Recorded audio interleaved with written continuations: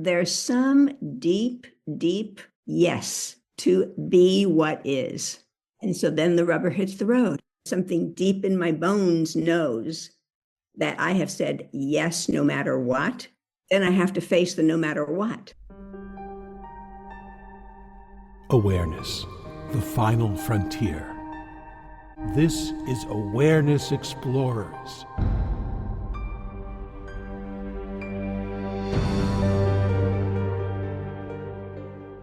Welcome back, fellow explorers, to Awareness Explorers. I'm your co-host, Jonathan Robinson, and with my friend and co-host, Brian Tom O'Connor. I like saying that. It always makes me feel good. Well, Brian, we have a guest today, and as usual, one of us knows the guest really well. That one is you, and one of us met her about 3 minutes ago. So I have beginner's mind curiosity, but let me read a little bit about Beth Miller. She was born in Brooklyn, New York, and in a world where appearances were everything, she tended towards an inner world that she kept to herself. Then after raising 2 sons, she went to graduate schools to study psychology.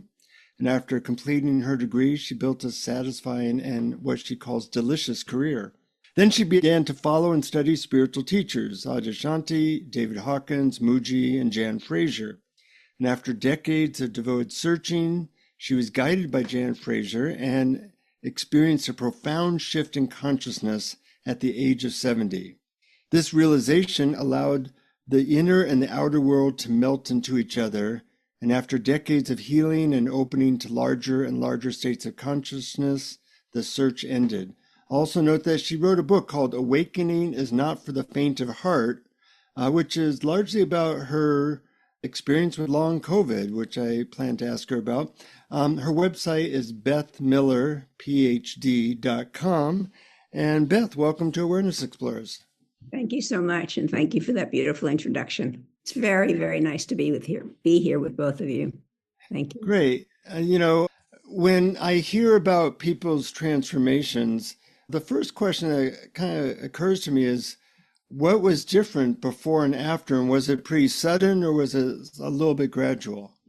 Yeah. I'll start with the second. It was actually very gradual. And I'd have to say that for me, the decades I spent in therapy primed the soil. Mm-hmm. Because there was like defense after defense after defense that I could let go. I would never have known the word surrender at the time. It wouldn't have occurred to me that that's what was happening. But the fact that I was less defensive in so many areas, by the time I sat with Jan, it was like I was ripe, absolutely ripe. And the difference, I was actually thinking about getting on here and talking with the two of you and sort of like reflecting on just that kind of question. And it's like, the word that comes to me the most is it is actually pretty profoundly awesome. Because I have to say, given the amount of trauma I had lived with, it seemed unimaginable that I would experience freedom. That this form could feel free, felt unimaginable. So very specifically, it's like my heart opened, it was closed, it was very defended. There was a clarity of there's a clarity of what really mattered and what didn't matter. Wasn't there before. And there was just this sense of, I want to say there was a sense of ease, which there really was. But I will say to you, right from the get-go, I could, as much in bliss as I felt, as well, actually, really what it was mostly around was love. The depth of love that I experienced was extraordinary. And it showed up in how I felt about myself. It showed up in how I felt about everybody else in my life. But there was always this thing in the back of my mind. There's more. There's more. So I never had that moment of the feeling of being finished, and yet I was still so like I was still in a state of I could be shocked when there was more. So paradox. Yeah. Yeah. Crazy paradox. And was this all around the time of your interaction with Jan Fraser? And how did that come about? That came about. So let's see. Let me go back. Before we even say about Jan Fraser, there's something I want to say too that was a little bit more than was in the bio. Mm-hmm. Because I was raised Jewish, and in my early 30s, I was introduced to the teachings of Jesus, not through Christianity, but through a man who had done a lot of work and sorting through as much as he could who this being was. Mm-hmm. And when I was introduced to him, I'd say now in retrospect, he was my first teacher. Mm-hmm. It was the first time that I recognized something I felt I had always known, but could not put into words. Like there is a presence here, there is a love here, there is an increased consciousness here. Blows me out of the water, but recognizable, absolutely recognizable. So by the time I got to Jan, however many years later that was, and however many years of therapy I had already done, I could recognize it was so clear what the same presence, the same love, the same expanded consciousness. And it happened that a friend gave me her book, When Fear Falls Away, and we had the same publisher. Mm-hmm. And so, and actually more to the point, much more to the point, is that I was at a place that I thought it would be good to have. No, actually, that's not true. I didn't know I needed a teacher. I read an interview by Adyashanti, who I had never heard of. Even though I lived in San Francisco and he was local, I hadn't heard of him. Mm-hmm. And when I read him, I thought, I think I just met my teacher. And I wasn't even aware that I was looking for a teacher, but he wasn't doing one-on-ones. He was only doing groups. So Mm-hmm. I went to several of his satsangs, but when it came time to actually reaching out and spending time with a teacher, I reached out to Jan. Yeah, beautiful. I also relate to Adya Shanti very much, and consider him one of my primary teachers, even though I've only seen him in person once when he came to New York. But so many videos, so many books. We've also had him on our podcast as well as Jan Fraser. I know. I listened to both. Yeah. Great. Yeah. And I thought your book, Awakening is Not for the Faint of Heart, was so wonderful. And I love the subtitle, Risk Everything for Love. And Yeah. I thought it was beautifully written and even poetic at times. Mm-hmm. And it was also the kind of book. Do you ever have this when you start highlighting phrases in the book and then you realize you've highlighted practically the whole book? I used to have a friend that did that. I looked at what he highlighted. I said, you'd save yourself a lot of time if you just highlighted the few words that you don't want to read again. But Yeah. the thing about that book, and the book is largely about your experience with long COVID, how much time there was that you spent and how much trust that you had to allow your experience to be as it is and to really feel it directly and deeply. That impressed me a lot. Me too. How did you manage that? How did you not give up? Honestly, seriously, as hokey as it sounds, it's because of love. Honestly, because I don't know how else I could have done it. It was miserable. It was absolutely miserable. So, and it was 3.5 years of Wow. not having any idea if it was ever going to go away, and having nothing to remedy it. Nothing. Yeah, right. So it's a very funny story, because before I got long COVID, I had this conversation with God, and I said, I think I did what I came to do. So I'm going to use a Yiddish word, Dayenu, it's enough. Like, okay, it's enough. And so then I get long COVID. Uh-huh. And I tell you, I know this sounds so ridiculous to the regular mind, but it was ultimately such a gift, because it was a clean out of which I could not have known I needed nor had any access to, that I'd say pro long COVID. Something so different. I feel so differently inside than I did before. And I was not unhappy. I was happy before.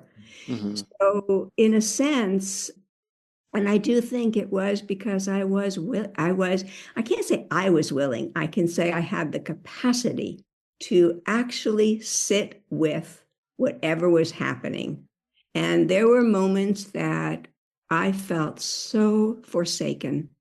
So it was one of those kind of beautiful bubble bursts, beautiful disillusionments, because I wouldn't have been able to say to you that I had a belief that being awake, something like this would not happen to me.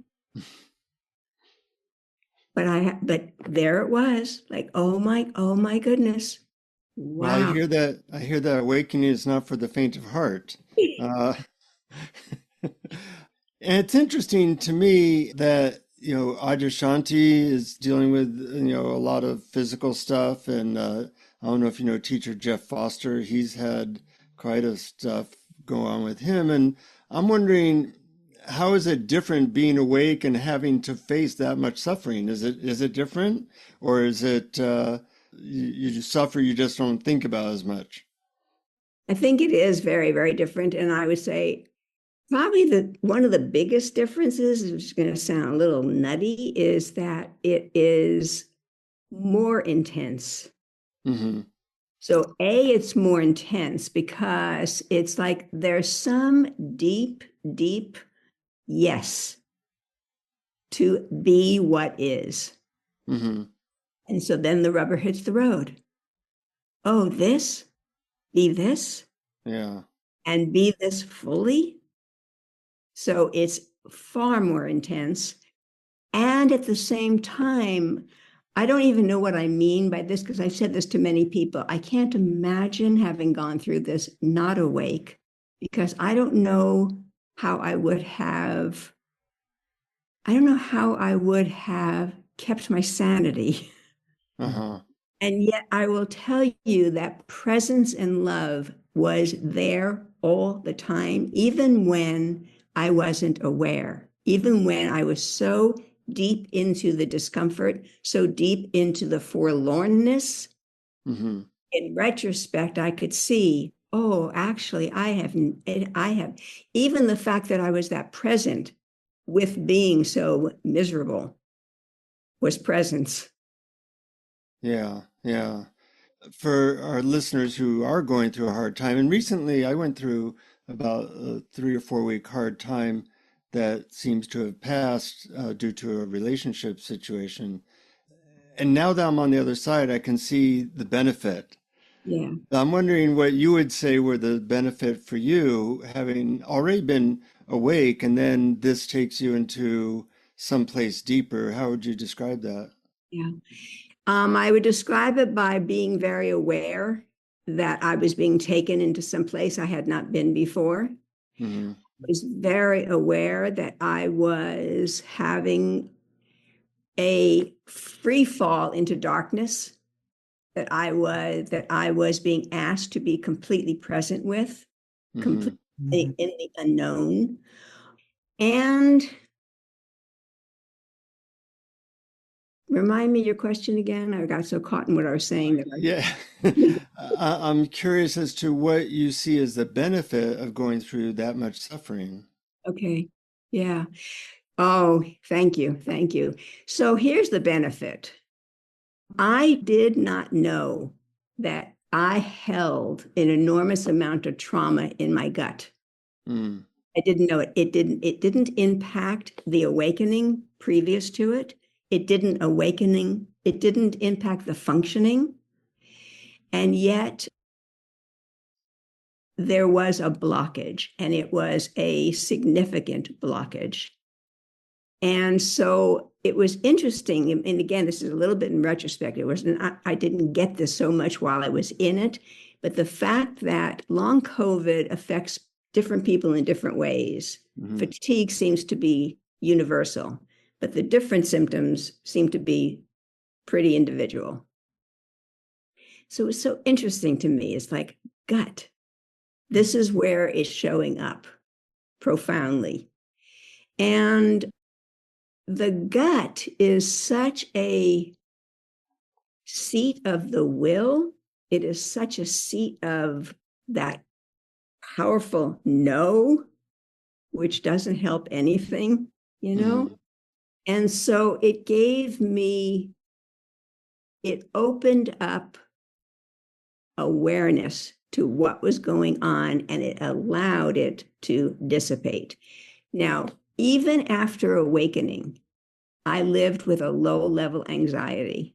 And I felt like it makes sense to me given what my background was like. And so, okay, who's that in the Bible who after the wrestling with the angel has something wrong with his hip? Yeah. Anyway, so I thought, okay, here's my limp, you know? And how's that work? How's that work where you're aware of a loving presence and anxiety at the same time? Uh-huh. Huh. And the anxiety was bodily anxiety. It was not thought anxiety.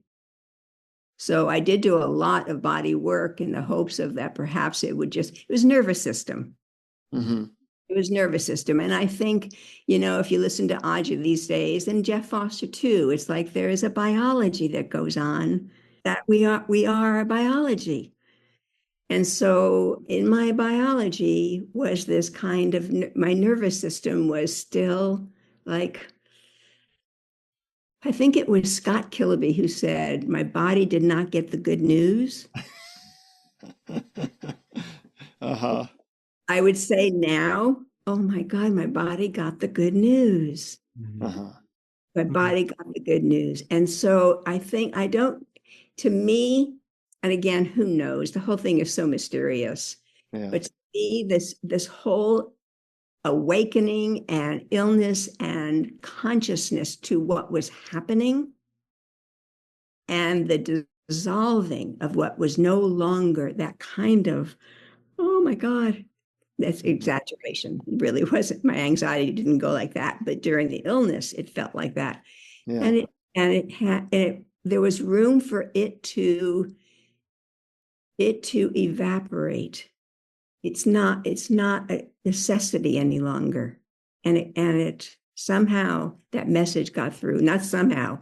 I actually think by staying present to every bit of it is part of the reason that it was able to go. The other thing too that is phenomenal is that, we can say we're not in control. We can say it.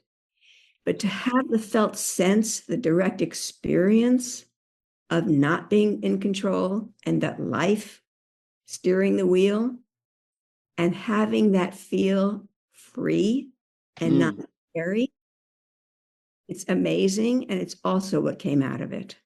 Mm-hmm. Yeah, that is amazing. To have an experience of an illness that you do not know what's going to happen. You do not know whether there ever will be a cure. You do not know if it will end. And so trust must be there, and willingness to experience it. And one other thing, which I found a theme running through your book, is about hope. And I remember one time, one of my teachers was an Adyashanti student, Lot Kelly. And in one of his satsangs, he said, "Abandon hope, all ye who enter here," because hope is about the future. Yes. It sounds like what you instead did was fully experience the present moment. As a matter of fact, I think there's a line that says, what is the field beyond hope? And it is the present moment. Yes. Yep. And I learned it through this. I mean, again, viscerally, at a deeper, deeper level.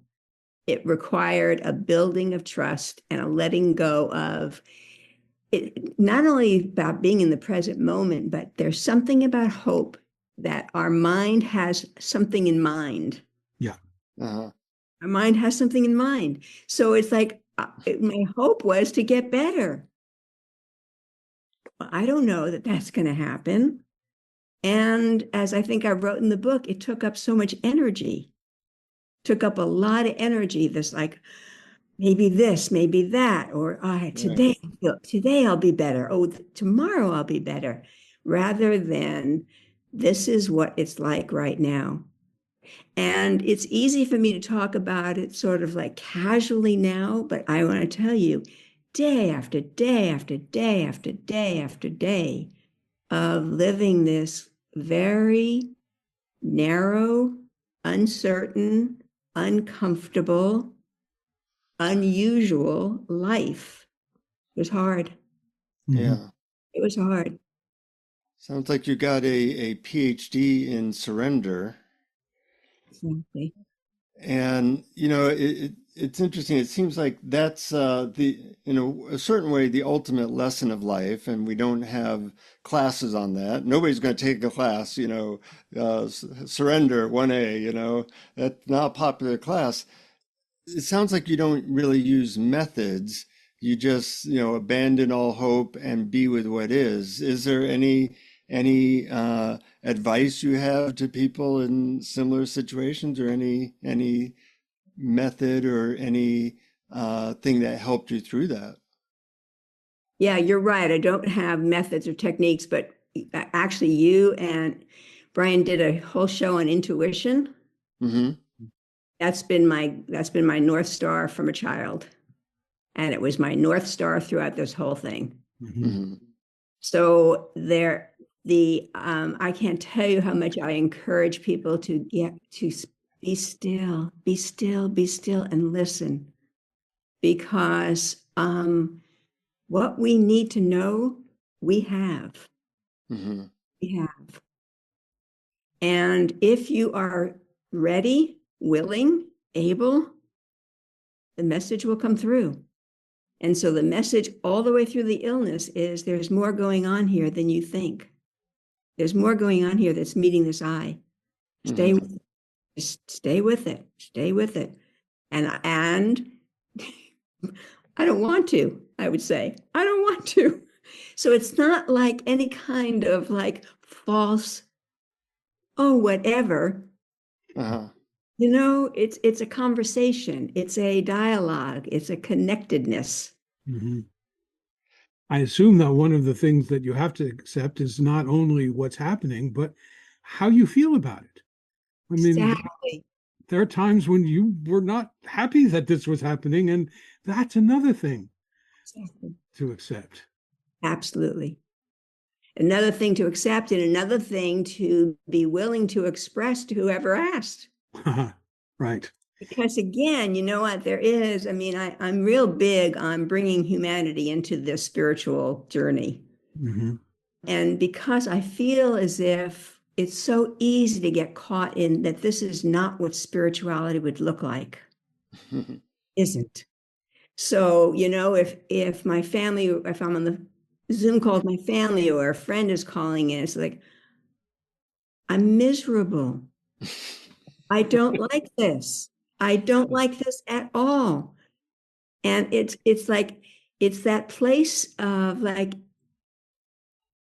where is authenticity and truth? Where does it really matter? It matters between you and spirit, not between you and another person's perception, Hmm. you know? Yeah. No pretending. No pretending. No pretending. And I think that is a huge task for us. At least I'd say for myself, it was a huge task. Hmm. Well, especially, I found I used to be in the teaching position, and I had students, and they're the force to want to pretend versus being completely honest with what's in the moment was excruciating sometimes. but it was really clear. And I've never really, I think some people actually really get used to it and they find that easier over time. I've always found it like I have to force myself to be vulnerable and honest. Uh-huh. I don't know this, but I wonder if it's a male female thing. It might be, yeah. I Wonder. think. Yeah, I know. I mean, and because I can't say that I don't take any credit for this, but it Mhm. is my signature. Uh-huh. It's the easiest thing for me. Mhm. Well, everybody gets some buy rounds and everybody gets some hard hits and Exactly. challenges. Exactly. I'm curious. I do something that I'd be interested in your input about. Sometimes I'll kind of have a conversation with God and I'll say, I will surrender this one thing. Like Uh-huh. whether to do this retreat, that's your decision. I'm in charge of the other things, but if you want me to go to the retreat or not, that's yours. And Yes. um, and that's been very useful for me because I realize that it's a huge leap to say I surrender my life. Then when you're really not. What do you think of the partial surrender approach to spiritual growth? So I think I address this in the book because I talk about the fact that we have a psyche that has so many layers, Mm-hmm. and I have a tremendous respect for layers. Mm. And here I am, 11 years after the awakening, feeling a surrender in the gut that I didn't even know was needed. Mm-hmm. So you can say I had partially surrendered. Right. Say that. I would also say that something deep in my bones knows that I have said yes no matter what. Mm-hmm. Then I have to face the no matter what. Right. Yeah. Yeah. And sometimes, and I have great respect and high regard for timing, Mm-hmm. you know? Mm. Yeah, it's easy to say that we're surrendered until the hard stuff comes along. And then, well, I didn't mean that. I didn't mean I'm surrendering my money or my health or my relationship or my life. Uh, Excuse me, wait a yeah, minute. Right? right, Exactly. right. Exactly. Well, I mean, here's another revelation is that God is in the dark, Hmm. not in the light. Say more about that. So I didn't know that I had this belief beforehand, but the belief was that God lives in the light. The dark is, I don't know how I would have put it, but it's certainly not appealing. Not appealing. And so really what it comes down to is like if you lose all your money, are you going to say that's God? Mm-hmm.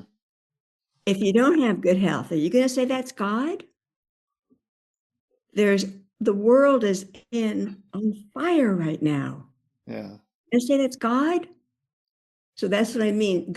So it's like again, we go beyond light and dark, beyond duality. So if in fact God is one, as is beyond duality, God includes dark and light. So you lose your money, you lose a relationship. I'm not saying whoopee at all, at Yeah. all. But I'm saying there is truth in it, there is reality in it, there's love in it, and there often are lessons in it. Mm-hmm. Well, that's the nature of unconditional love. It's not, I will feel love or happiness if something happens. If it's unconditional, then, and I look upon it as pure awareness is unconditional love because, like a clear mirror, it reflects whatever appears. It doesn't decide what to reflect and what not to. It doesn't decide this, this is happening. It is what is, it loves. And sometimes the individual might not love everything, but there's something, the real deeper I, the big I behind the little me is already allowing and loving. It's beautiful, beautiful. It's true. I like to say it is what it is, and if you know what's what, you'll say that's that. Oh, you always come up with these cool, clever things. I love them. There Uh, was another concept in your book, Beth, that I uh, that struck me. You wrote, "It is so easy to misunderstand that this sense of peace and well-being is not stable." And a lot of people that I talk to fall into despair because they think that this is something that all of a sudden they're going to turn a corner and 24/7 it's bliss and there's no more problems in life and everything is cake. I know. I know. That's actually one of the prime motivators for writing this book. Ah. mm, Really is. Because I came into the scene a little late. I came into non-duality a little late, and they were all the talk was already including humanity. But for the longest time, not just non-duality, I'd say many of the religions have this kind of just what you just said, have this kind of, well, the way it is taught, it is easily to misconceive that once you are awake, all is bliss. Mm-hmm. You don't feel grief. You don't feel anger. You don't feel annoyed. You're not unhappy about being sick or losing your money or your relationship. All is well. And I feel like it is a unfortunate misleading to a much deeper reality, a much deeper and to me much more profound reality of what is it like when life moves our humanity. What is it like to be integrated? What is it like to be a very real human being in its divinity? mhm. Mm. I don't know how clear I'm being, but I feel I don't know. Maybe you want to question if I'm not clear. No, it is clear, and you wrote about it in your book because we what you said we often misunderstand that we think that if everything is one, then the human goes away, and that creates a kind of a flatness. But you said at the same time everything living is a unique instrument moving as this universal presence, and I thought that was a beautiful way of putting it. And you also wrote, not only are we denying ourselves when we pretend we're out of sync with our calling, some might call it our destiny.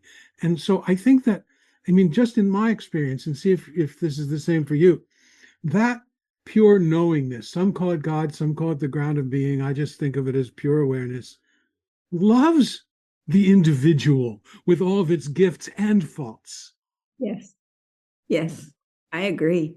I agree. And a little subtext to that is once you start comparing yourself and think and believing or seeing that your expression or your awakening should mirror your teacher's or some other teacher, Right. you're out of sync. You're really out of sync because the beauty is it's in you. And it is, you said, you quoted it, the unique expression coming from you that is what is being longed for in the world, Hmm. longed for.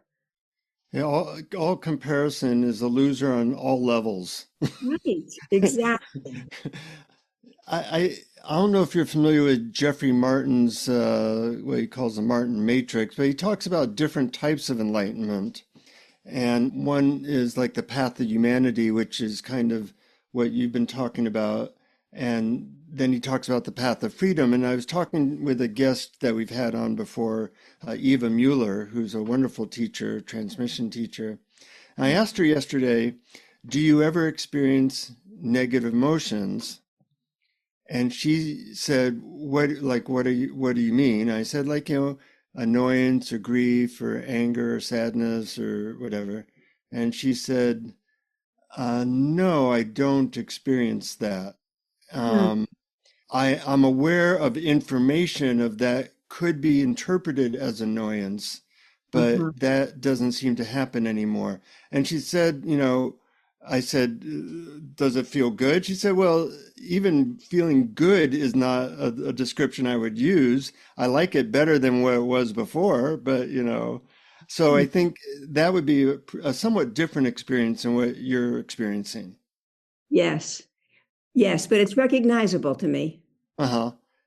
I think you, me, maybe Brian have had moments like that where you go, oh, yeah, I can see like we asked one lady, do you have negative emotion? And she said, I don't really react to any part of that sentence. There's no doing, there's no I, there's no negative, and there's no emotions. So I find that all recognizable, but I also find those are the kinds of statements that can lead to misconceptions. Yeah, yeah. And not many people experience that anyways, and may not even be preferred because you kind of lose a humanity in that type of experience. Yeah, yeah. Who knows? Hmm.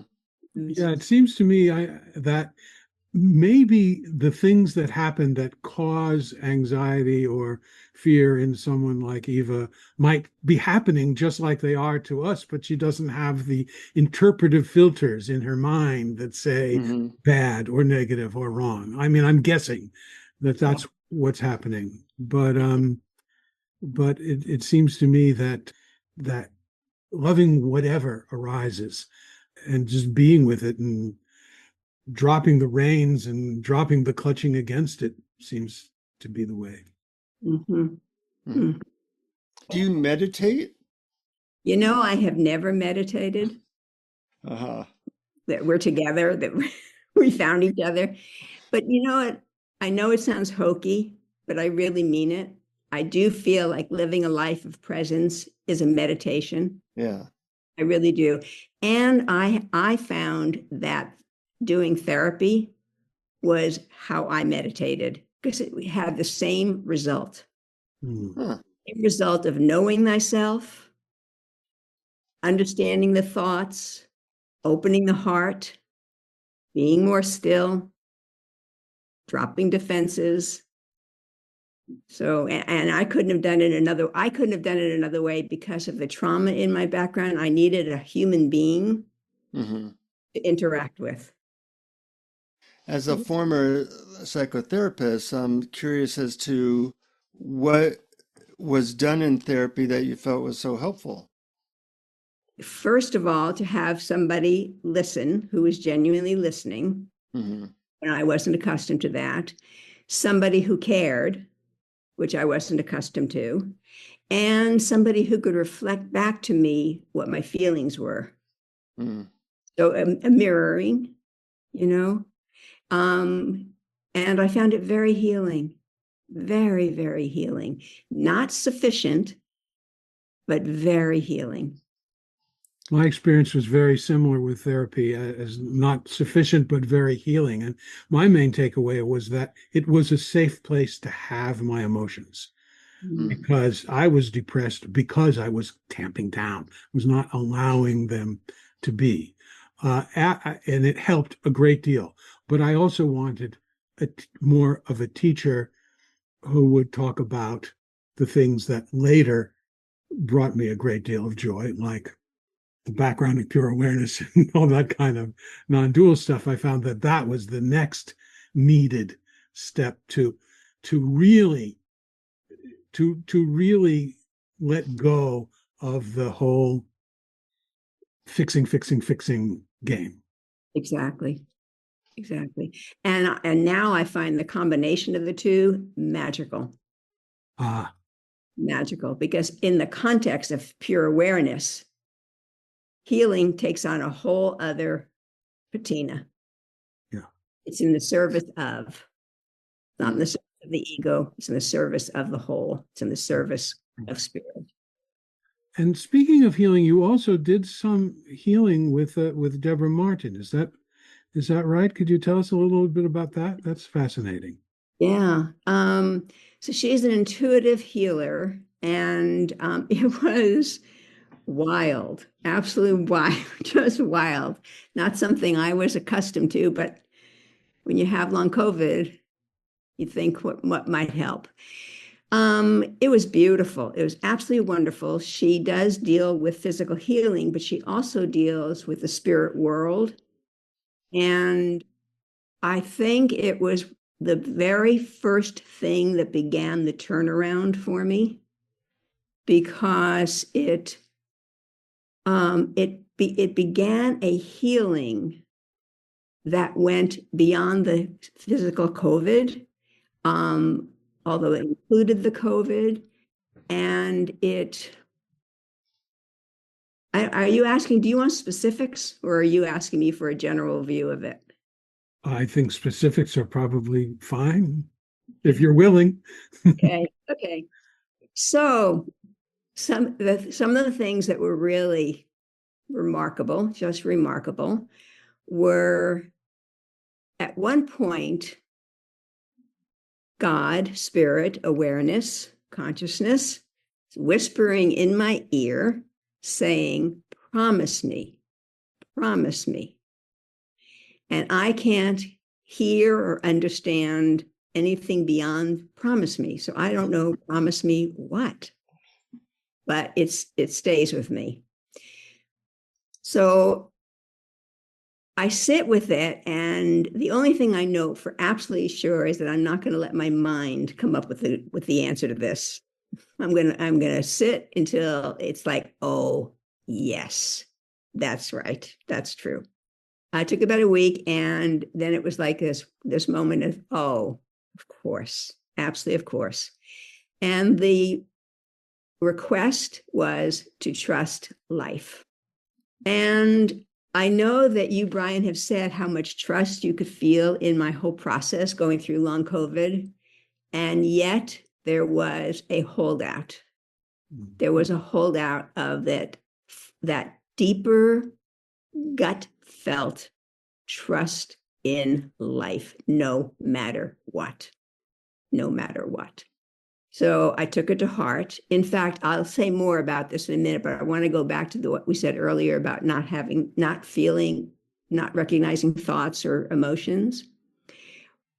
When the original awakening happened, it was all heart-based. And I felt myself viscerally experiencing oneness, viscerally being overcome with love. Mm-hmm. This experience with long COVID and this kind of request to trust life and the amount of work that went on in my gut left me with a feeling of emptiness.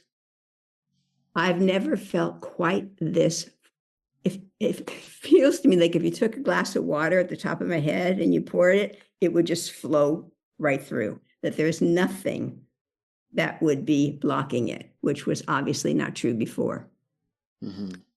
So I feel that there is some connection between that, this emptiness that now is alive, is connected to trusting life. Mm-hmm. I assume that it means that I'm not grasping something. There's no resistance. No, there's no resistance. Thank you. Yeah. Exactly. So that was one thing. The second thing, there were several things that went on in that healing.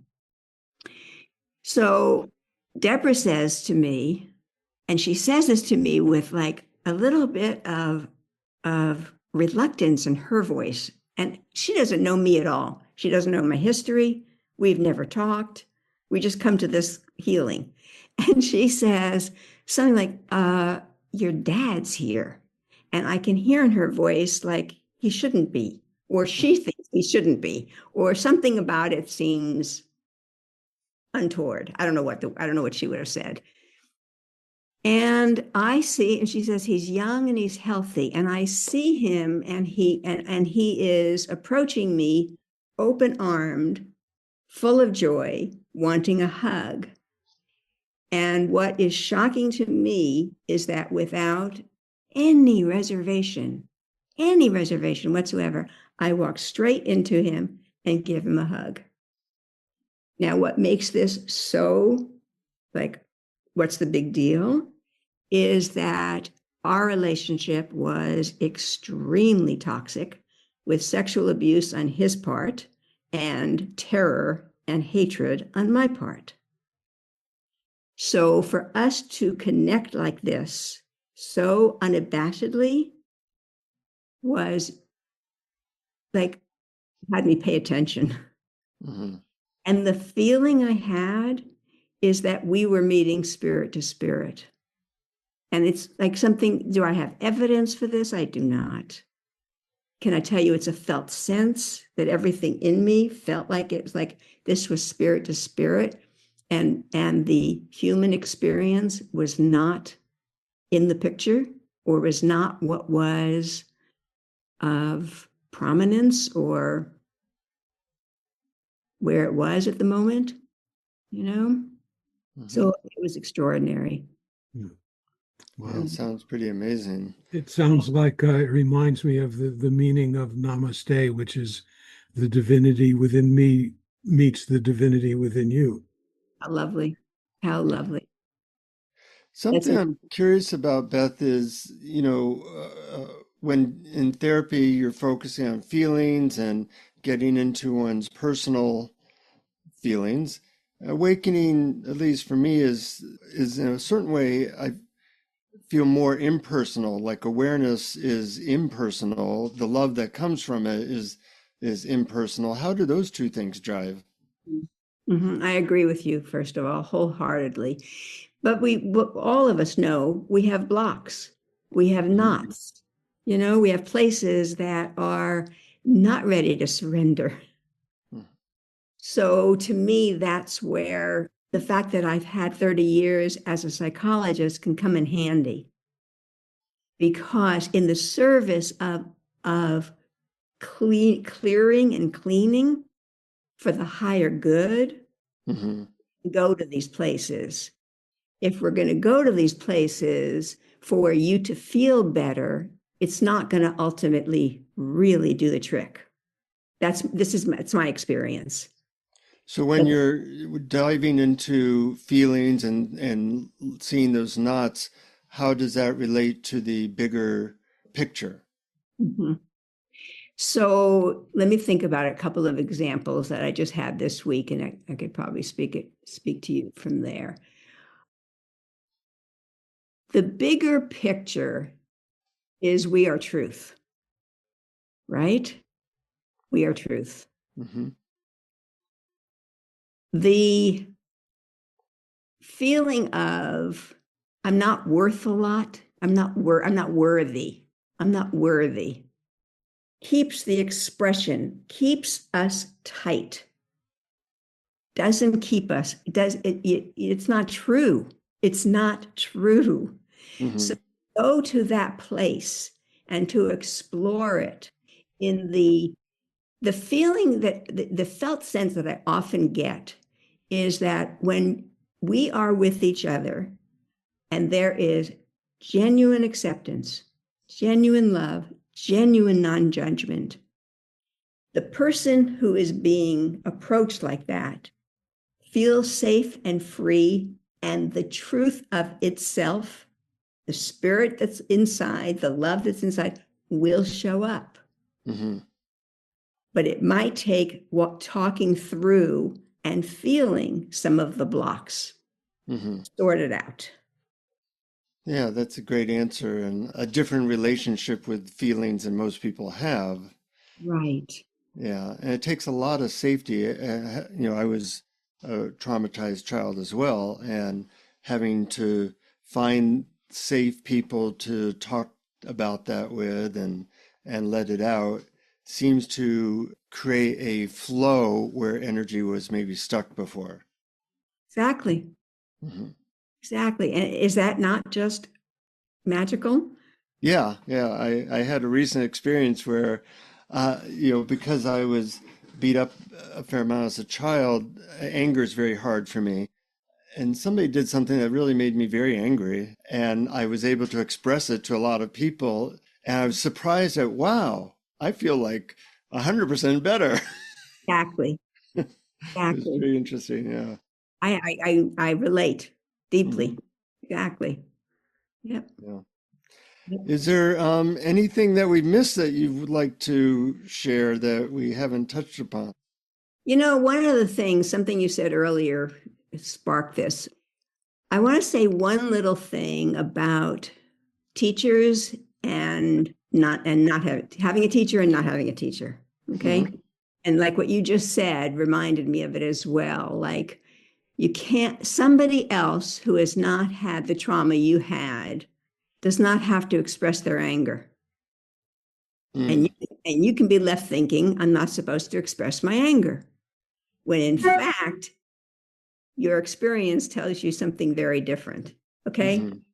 So this is how I see things as far as teachers are concerned. I think we are essential, absolutely essential. I adore the metaphor of the burning log, and you put a log next to it that's not burning, and it will catch fire. Hmm. So I needed Jan 100%. I needed to know her love 100%. Hmm. And when that ignited it in me, that's when the whole thing could really begin. Hmm. I mean, like, okay. So when you said earlier about it takes a lot of safety to go towards these feelings, and we both went for safe people, long COVID, love did that. Love held me in a safe place the entire time. Mm. So in that case, your teacher didn't have a body, but it was very real to you. Beautifully said. Yeah, yeah. Exactly. Well, I feel somewhat complete. How about you, Brian? Oh, that's beautiful. And I'm so grateful to you, Beth, and for your willingness to share so deeply about this. I think I can just sense our listeners benefiting from it. Mm, I hope so. I love that. I love that. I have loved being with both of you. This is such a treat. Uh-huh. Oh, goody, Yeah, goody. I'm so glad to hear it. And I've loved it too. As really. someone who wasn't familiar with your work, I really appreciated your depth and honesty and how I could relate, both being therapists and how the mixture of therapy and awakening awareness can be complementary. Right? Hmm. Thank goodness. Thank goodness. People can get hold of you by going to bethmillerphd.com. Is that the best way? Yeah, yes. I can also give you my email address if that's easier. bmillerphd@gmail.com. Okay. Great I honor. Thank you for the story. I'm glad that you're no longer dealing with the long COVID the way you were. knock wood. And knock on wood on all of us, that we Exactly. get lessons that we can handle. Amen. And Yeah. that's why I said, okay, I'm done. I don't mind. I don't mind if there's no more lessons. I don't mind. Yeah, right, right. I'm open to that. I'm That open. I could will surrender to. I'm open. Yeah, lovely. You guys are fabulous. Oh, you I'm so glad you're in the world, and I'm glad to have met you and spent some time with you. thank Thank you. Likewise. It's Likewise. thank our And honor. thank you to all our listeners. If you want to support the podcast, you can go to patreon.com/awareness explorers. We give you a bunch of extra stuff. And we're just grateful for people like you, Beth. I'm grateful for you, Brian. And I'm grateful for our listeners. And until next time, keep exploring. Keep exploring. Thank you for listening to Awareness Explorers. To learn more, you can check out our website at awarenessexplorers.com. Please subscribe to our podcast on your favorite podcast app. We'd love it if you would post a review. And please share our link on Facebook and with family and friends, because knowing yourself as awareness is the greatest gift you can give yourself or someone you love.